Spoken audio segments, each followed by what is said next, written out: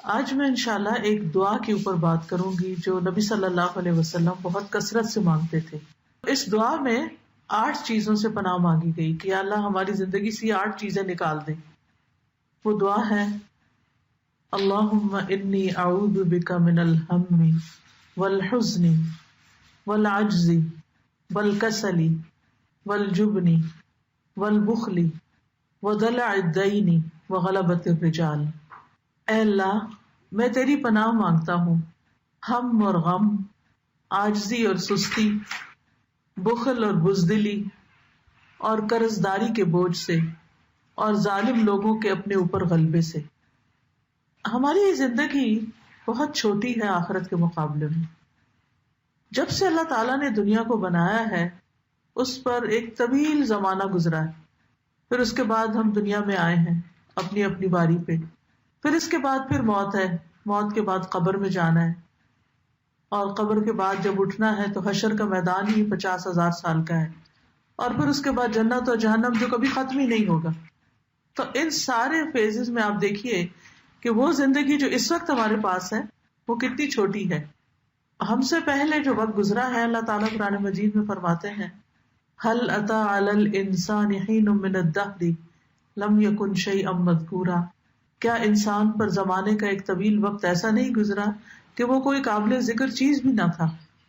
آج سے 100 سال پہلے ہم کہاں تھے، ہمارا کیا ذکر تھا، ہمارا کیا نام تھا، ہم کون تھے، ہمیں کوئی جانتا بھی نہیں تھا. اور آج سے 100 سال بعد کیا ہوگا، ہم پھر ویسے ہی ہو جائیں گے جیسے آنے سے پہلے تھے.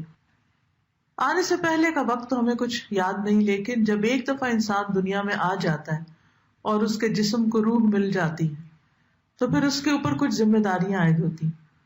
اور وہ یہ کہ انسان اس دنیا میں رہ کے اپنے رب کو پہچانے، اپنے آپ کو پہچانے، اپنی زندگی کے مقصد کو پہچانے اور ایک اچھا انسان ہونے کا ثبوت دے.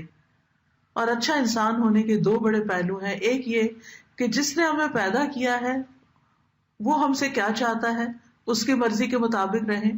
اور دوسرے یہ کہ ہمارے ساتھ اس پلانٹ کے اوپر جتنی اور کریشن ہے، جتنے بھی کریچرز ہیں، انسان ہے، حیوان ہے، جو بھی ہیں، ان سب کے ساتھ ہمارا معاملہ اچھا ہو.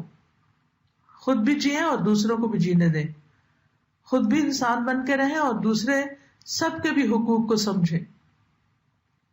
اگر کوئی شخص اس ٹیسٹ میں پاس ہو جاتا ہے کہ اس کا تعلق اللہ سے بھی ٹھیک ہے اور بندوں سے بھی ٹھیک ہے، اللہ کی عبادت کرتا ہے اور بندوں کی خدمت کرتا ہے، تو اگر اس ٹیسٹ میں پاس ہو جاتا ہے تو اگلے جتنے بھی مرحلے، چاہے وہ قبر ہے، چاہے وہ حشر ہے، چاہے وہ جنت ہے، وہ سارے پھر خوشگوار ہیں. تو جتنے بھی یعنی پاسٹ میں اور فیوچر میں جو کچھ بھی آنے والا ہے اس میں سے سب سے زیادہ موسٹ امپورٹنٹ ٹائم وہ ہے جو اس وقت ہمیں ملا ہے. اس کو ہم نے ہاتھ سے نہیں جانے دینا، اس کو ہم نے ضائع نہیں کرنا اور اس کو بہترین طریقے سے گزارنا ہے. یہ کمائی کا وقت ہے، یہ کچھ لینے کا وقت ہے، کیونکہ یہاں سے ہم گزر رہے ہیں اور یہ جو کچھ ہم یہاں سے لیں گے وہی آگے کام آنے والا ہے. وہاں جا کر لوگ پچھتائیں گے اور کہیں گے اللہ ایک دفعہ واپس بھیج دے، اب ہم اچھے کام کر کے آئیں گے. لیکن اللہ تعالیٰ کسی کو بھی واپس نہیں بھیجے گا. اس لیے ابھی جو ٹائم ہے اس کی قدر و قیمت کو پہچان کر اس میں جتنی بھی ایسی چیزیں ہیں جو ہمارا وقت ضائع کرتی، جو ہمیں کچھ کرنے نہیں دیتی، ان چیزوں کو اپنی زندگی سے باہر نکال دیں.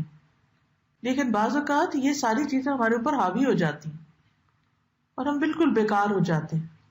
ہمارے پاس سب کچھ ہوتا ہے، ٹائم بھی ہوتا ہے، انرجی بھی ہوتی ہے، زندگی کی باقی نعمتیں بھی ہوتی ہیں، مال و دولت بھی ہوتا ہے، سب کچھ ہوتا ہے، لیکن ہم کچھ بھی نہیں کرتے. تو کیوں نہیں کرتے؟ اس میں یہ 8 فیکٹرز ایسے ہیں جو انسان کو بیکار کر دیتے ہیں.